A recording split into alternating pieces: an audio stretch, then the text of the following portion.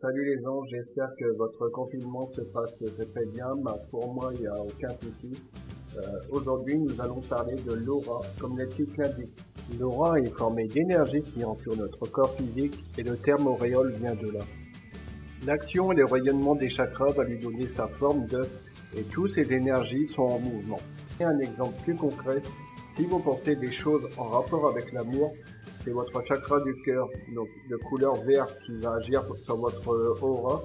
Et votre aura aura une dominante de vert pendant un certain temps, le temps que vous pensez à ces choses en rapport avec l'amour. Et si vous voulez en savoir beaucoup plus sur les chakras, je vous conseille de regarder cette vidéo qui se trouve juste ici. Cette aura entoure notre corps physique d'à peu près 40 cm et parfois plus. Les chakras supérieurs et inférieurs vont agir sur notre aura. Mais plus nous allons évoluer spirituellement et plus les couleurs de ces chakras supérieurs vont être dominantes dans notre aura, c'est-à-dire la couleur verte, la couleur bleu clair, la couleur bleu indigo et la couleur violette et blanche. Un exemple, si nous avons des capacités de guérison et de magnétisme, l'aura aura tendance à avoir des couleurs vertes, qui correspond à la couleur de la guérison dans son aura.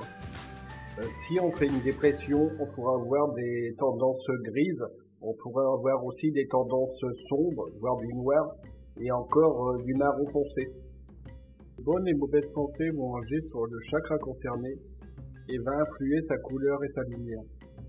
Ainsi, si j'ai des pensées négatives au point de vue de l'amour, ce vert va devenir un vert foncé dans mon aura.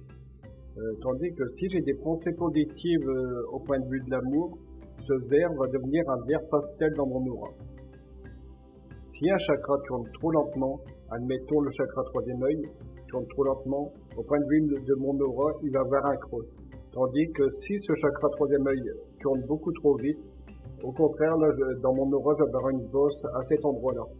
On peut voir avec un peu d'entraînement sortir avec nos mains les contours d'une aura. Ça, je vous en parlerai dans une autre vidéo, donc n'hésitez pas à vous abonner justement et à activer la cloche de notification pour rien rater. Vous pouvez aussi ressortir l'aura d'un animal, d'un végétal par exemple. L'aura est visible aussi par les bons clairvoyants qui peuvent en décrire les couleurs.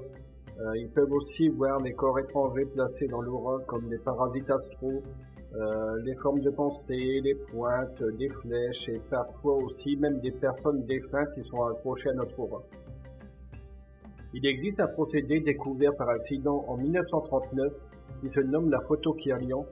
Elle a été découverte par un électronicien russe nommé Simeon Kirlian. Elle permet de prouver que l'aura est une réalité et qui peut être vérifiable scientifiquement. On peut se rendre compte que dans ces photos, beaucoup de choses rayonnent énergétiquement. Donc pour moi, j'en conclus que nous vivons dans un monde énergétique. Quand deux personnes sont proches, comme des amis, des amoureux, leur aura aura tendance à fusionner lorsqu'ils vont se rapprocher. Au contraire, si deux personnes qui ne s'aiment pas se rapprochent, leur aura aura tendance à se repousser. Et maintenant, je vais parler de certaines couleurs. Mais faites bien attention car c'est vraiment des généralités. Il ne faut pas non plus globaliser chaque couleur par rapport à chaque personne de l'aura. Donc nous avons déjà le blanc qui va représenter la pureté, l'union avec Dieu, le don de soi. Le rouge qui va donner la colère, le feu intérieur, la patience, l'excitation, la haine, l'impulsivité, la passion émotive. L'orange qui va donner la paix, la stabilité, la joie, la sociabilité. Le jaune qui va donner l'intellectuel, l'activité mentale, la gaieté, l'enthousiasme. Le jaune doré qui va donner la très haute spiritualité. Le jaune sale qui va donner l'usurpateur, le besoin de reconnaissance. Le vert lumineux, le reposant, la guérison, penser les plaies, reconstituant et la douceur. Le bleu clair qui représente la paix spirituelle, la tranquillité, l'intuition, l'imagination.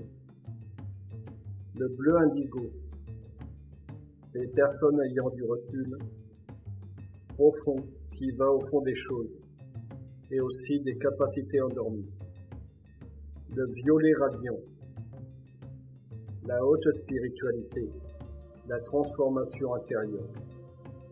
Le rose, la tendresse, la douceur, l'amitié, la complicité. Le rose sale, la superficialité. Le gris, dépression, ennui, solitude mal vécue. Le marron, mauvais penchant, personne néfaste, pensée négative lourde. Et pour finir, le noir, personne malsaine ou encore maléfique. Et je vous dis à bientôt les anges. Bye bye.